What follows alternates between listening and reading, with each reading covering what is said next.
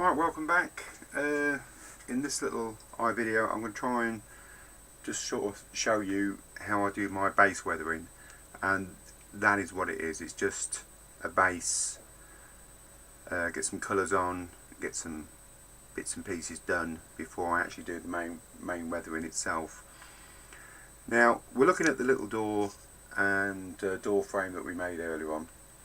I finished it off by putting the wooden strip in. Now this is going into the little building, and I'm looking at rotten wood, paint peeling off, years and years have been, no one's ever done anything to it. So that's the angle that I'm going to go down. So to start off with, what we need to do is make the door look stressed. I'm not going to shout at it. We're going to rough it up a little bit, break all the bottom off, score it all, genuinely just make it look totally destroyed, I suppose. And the instruments I'm going to be using are these bits and pieces. These are wax modelling tools, but they work fantastically on balsa wood for scoring and stuff like that. So I'm going to reset the camera, and I shall just show you a little bit of me doing this, and then we'll get on to doing the weathering. There's me starting to chip away here and not switch the camera on. Right, what I'm trying to do here is, where the boards actually come down, is to make them rotted away on at the bottoms. Just to give it that little bit of, I should probably use a file on that as well, but we're going to try and just split the bottoms off, make it look like it's rotten. That's what I'm looking for, everything to be rotten. Now also we're going to score down the planks, and balsa wood is fantastic stuff because you can really get some nice effects in it.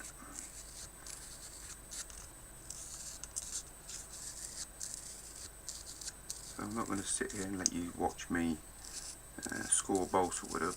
I'm just giving you the general idea of what I'm going to be doing all the way through, is just scoring it up. I'm even going to make bigger dips through in places, but trying to keep within the boards themselves.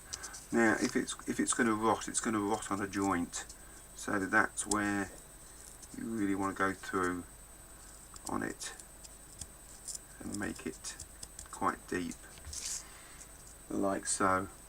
And the same on the back. We'll score these up. I want that effect, I don't know if you've ever seen it, is when paint is on a piece of wood, but the wood's rotten away underneath, and it's sort of like it's all crinkled down, and you can see that it's rotten, but the paint's still there. Now that's what I want to see virtually on this door, is that sort of rottenness. Rottenness, that's a good word. Rottenness. So I'm going to carry on and chip away, because I'm not actually showing you no techniques, because I think at the end of the day you've just got to do what you feel is right and how much to take away. So that base, as you can see, we're getting there, and the little bits of fluffy bits, don't get rid of them, leave them on, because they actually make it look more realistic. I should just move off that for a minute, and I should do the same on the bottom of the door frame. Now the door frame would have been into the ground, and they're renowned for rotting away. So I'm going to hack away at the bottoms, like so, just to give them that a little bit of rot at the bottom. I'll do that on both sides, and it's the same with that bead. That bead will be virtually gone at the bottom.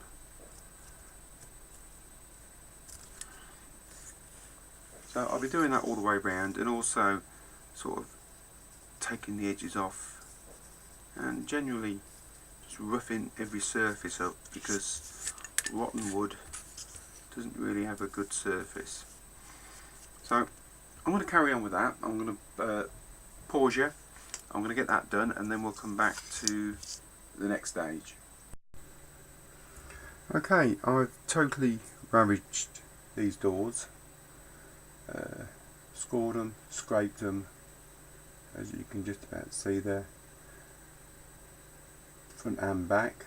I've put the supports in, and these have just got pins, as you can see, holding them in place so I can do my weathering. Done the same with the frame, broken all the bottom and just generally scored it up. Now next stage is I'm going to give this a coat of paint, and this is, when I get it in shot, I'm going to use light grey. This is AK. Now I'm going to paint the whole lot, everything top to bottom. So I'm going to switch off because you don't really want to see me painting, too boring. So I'll get this painted, then I'll come back and then we'll go on to the next step. Okay, I've painted them in the grey, as you can see. Nothing greatly special about it. I've just used the grey as a base colour. Now what I'm going to do, I'm going to use a little bit of this. This is just a wash, well it's a dipping wash actually, for them little gaming figures, but it's pretty good stuff. So I'm just going to use some of this, just thin down a little tiny bit, and all I'm going to do, you can see it, is just literally, as my dad used to say, lather it on.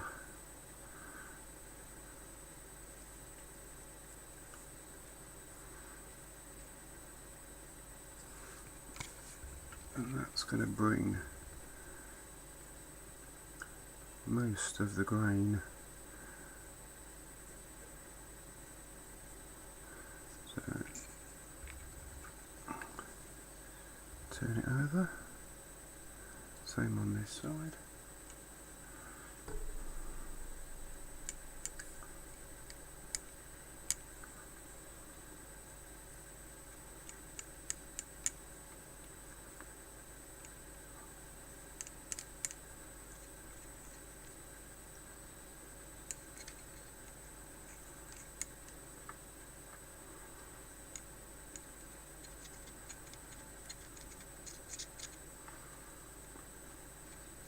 Sorry I've gone quiet then, I was concentrating on what, well, I wasn't actually concentrating on my whole away actually. Right.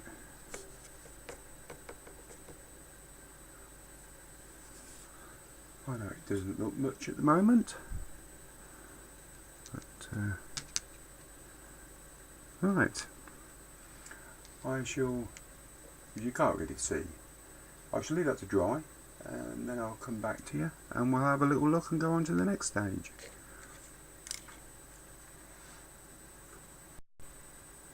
Okay, the black wash is dry.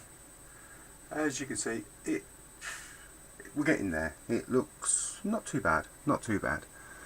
Now what it needs doing now, oh, I just put that up there just so you can see it, and makes the camera focus a bit better as well.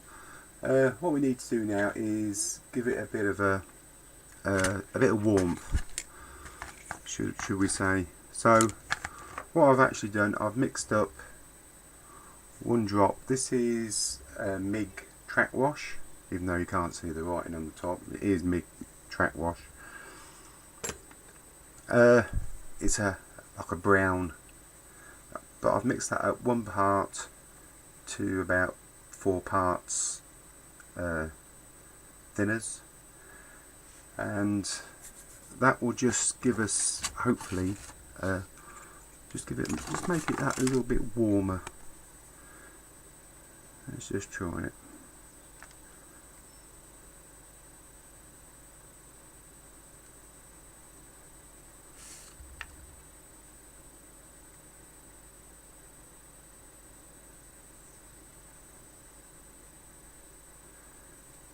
Yes, I know it don't look much at the moment, it never does. So I'll do the same on the back.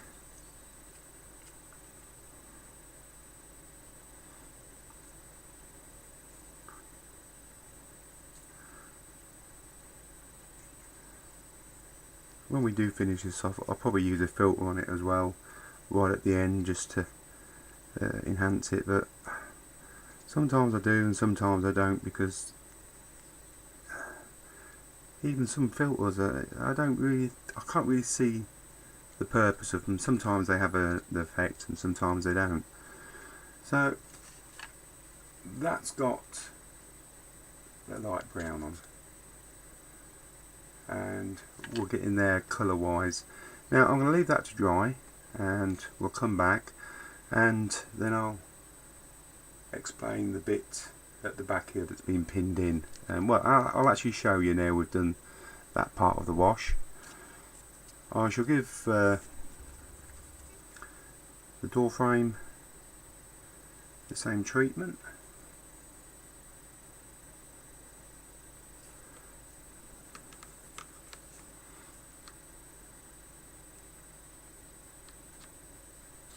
Sorry, I've gone quiet again. It's alright, I'm just concentrating.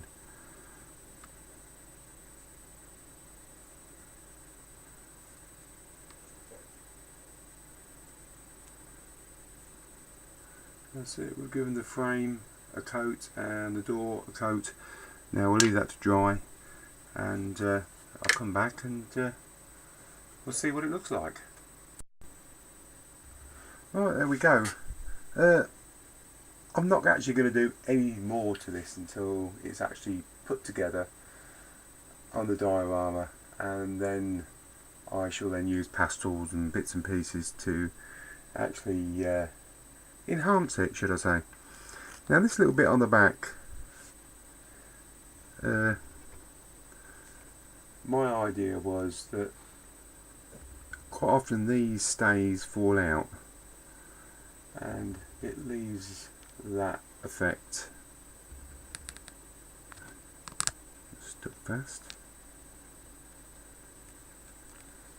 like so. So that hasn't turned out too bad. I'm quite happy with that,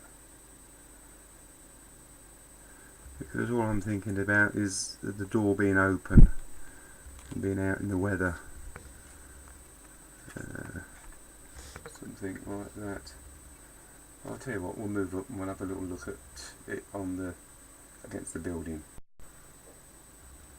Right, the little building. Now, I've been sat here looking at it, and I was going to go with this door in here, which I don't like now.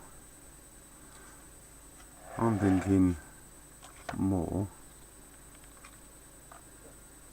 of going on the side, which I think looks better.